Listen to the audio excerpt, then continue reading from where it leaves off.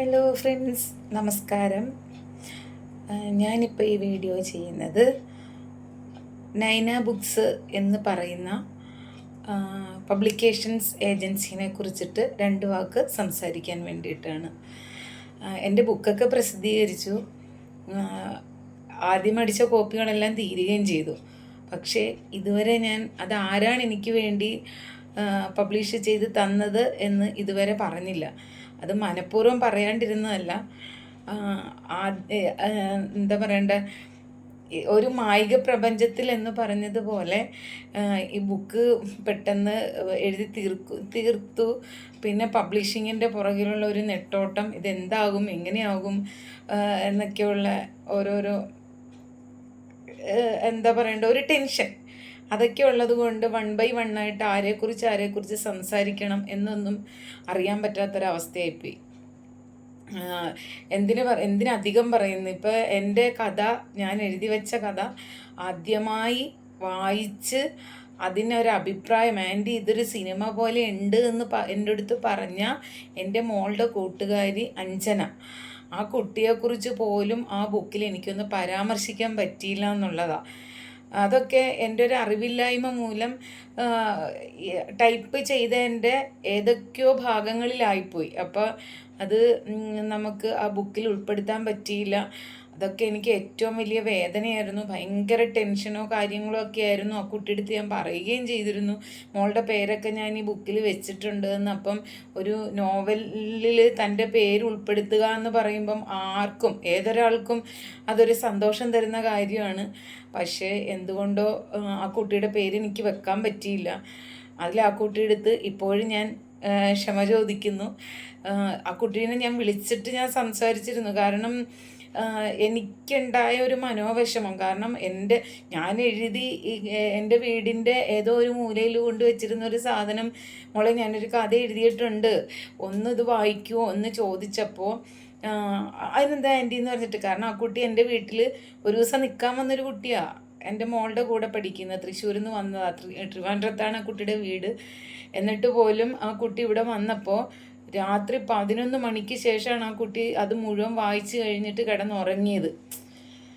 എൻ്റെ മകൾ പറയുന്നുണ്ട്, അമ്മ കുട്ടി കിടന്നുറങ്ങട്ടെ എന്ന് പറയുന്നുണ്ട്. പക്ഷെ എങ്കിൽ പോലും ആ കുട്ടി അതിൽ ലയിച്ചിരുന്ന് വായിക്കുക. എന്നിട്ട് ഫുള്ള് ആ ഒരൊറ്റ ഇരിപ്പിൽ വായിച്ചിട്ട് എന്നോട് പറഞ്ഞത്, ആൻറ്റി ഇതൊരു സിനിമയാക്കാൻ പറ്റുന്നൊരു സ്റ്റോറിയാണെന്ന്. ആദ്യമായിട്ട് കിട്ടിയ ഒരു അപ്രീസിയേഷൻ ആയിരുന്നത്. പക്ഷെ ആ കുട്ടിയുടെ പേരെനിക്ക് ഈ ബുക്കിൽ വെക്കാൻ പറ്റിയില്ല.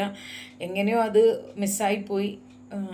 അപ്പോൾ അതിൽ ആ കുട്ടിയുടെ ഒരിക്കൽ കൂടി ഞാൻ ഈ മീഡിയയിലൂടെ തന്നെ ഞാൻ ക്ഷമ ചോദിക്കുന്നു. അത് ഒരു ഭാഗം. അപ്പം ഞാൻ പറയാൻ വന്നത് നൈന ബുക്സിനെ കുറിച്ചിട്ടാണ്. കാരണം ഇത്രയും ദിവസങ്ങളായിട്ടും 2 മാസത്തിലധികമായി എൻ്റെ ബുക്ക് പബ്ലിഷ് ചെയ്തിട്ട്. അപ്പോൾ ഇതുവരെ അവർക്കൊരു താങ്ക്സ് ഞാൻ പറഞ്ഞില്ല. പേഴ്സണലി പറഞ്ഞു എന്നുള്ള അല്ലാണ്ട് എൻ്റെ മീഡിയ വഴി ഞാൻ പറഞ്ഞില്ലായിരുന്നു. അപ്പോൾ അതിൽ അവരോടത്തും ഒരു ക്ഷമ ചോദിക്കുന്നു. എല്ലാം ഒരു എന്താ പറയണ്ട, ഒരു ടെൻഷൻ പിടിച്ച ഒരു കുറച്ച് ദിവസങ്ങളായിരുന്നു. അപ്പോൾ അതുകൊണ്ടാണ് എനിക്ക് കുറച്ച് വൈകി പറയേണ്ടി വന്നത്. എന്തായാലും നൈന ബുക്സിനോടും ഞാൻ എൻ്റെ ക്ഷമ ചോദിക്കുകയാണ്. നൈന ബുക്സ് എന്ന് പറഞ്ഞാൽ, ഇപ്പം എനിക്ക് ഈ ബുക്കൊന്ന് പബ്ലിഷ് ചെയ്യണമെന്ന് വെച്ചിട്ട് ഞാൻ 1-2 പേരുടെ അടുത്ത് ഞാൻ സംസാരിച്ചിരുന്നു. അപ്പോഴൊക്കെ അവർ ചെയ്തു തരാമെന്ന് പറഞ്ഞു. പക്ഷെ എൻ്റെ ബുക്കിൻ്റെ കവർ പേജ് ചെയ്യാനായിട്ട് എനിക്കൊരാളെ കണ്ടെത്താൻ പറ്റിയില്ല. കുറച്ച് പേരുടെ അടുത്തൊക്കെ അന്വേഷിച്ചെങ്കിലും എന്തൊക്കെയോ എനിക്കറിയില്ലാത്ത കുറേ കാരണങ്ങളാൽ അതൊക്കെ ഗ്രാഫിക്സ് വഴിയുള്ളതല്ലേ, എനിക്കതിനെക്കുറിച്ചൊന്നും അറിയില്ല. അപ്പം അങ്ങനെ ഞാൻ അതിന് വേണ്ടിയിട്ട് ഒരാളെ തിരക്കി നടന്നപ്പോഴാണ് അനിൽ നാരായണൻ എന്ന് പറയുന്ന അദ്ദേഹത്തെ ഞാൻ പരിചയപ്പെടുന്നതും.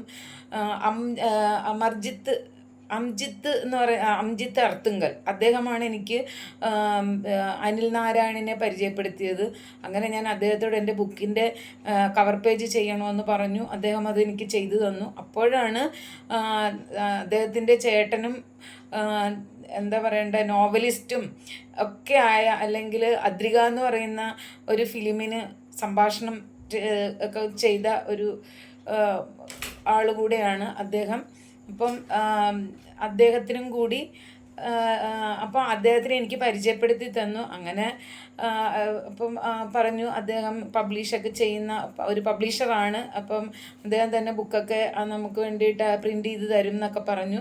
അങ്ങനെ ഞാൻ വൈക്കം ചെമ്പിൽ പോയി അദ്ദേഹത്തെ ഞാൻ നേരിട്ട് കണ്ടു, സംസാരിച്ചു. എൻ്റെ ബുക്ക് പബ്ലിഷ് ചെയ്ത് തരണമെന്ന് പറഞ്ഞു. അതിൻ്റെ പേരിൽ അദ്ദേഹം വളരെ ഫാസ്റ്റായിട്ട് തന്നെ എനിക്ക് എൻ്റെ കാര്യങ്ങളെല്ലാം ചെയ്തു തന്നു. എനിക്ക് എൻ്റെ നോവൽ രജിസ്റ്റർ ചെയ്ത് തന്നു. അതിൻ്റെ നമ്പർ എനിക്ക് വാങ്ങിത്തന്നു. അങ്ങനെ ഞാൻ ഒരു കാര്യങ്ങളും ഞാൻ അറിഞ്ഞില്ല. അതിൻ്റെ ഒരു ഫണ്ട് കൊടുത്തു എന്നുള്ളതല്ലാതെ അതിൻ്റെ പിന്നാമ്പുറങ്ങളെക്കുറിച്ചോ അതിൻ്റെ ബുദ്ധിമുട്ടുകളൊന്നും ഞാൻ അറിഞ്ഞില്ല. അദ്ദേഹം എനിക്ക് ഞാൻ ആ ഫണ്ട് കൊടുത്തപ്പോഴേക്കും എനിക്ക് എന്താ പറയണ്ടേ, ബുക്ക് അടിച്ചെൻ്റെ കയ്യിൽ തന്നു. ഞാനൊന്നും അറിഞ്ഞില്ല.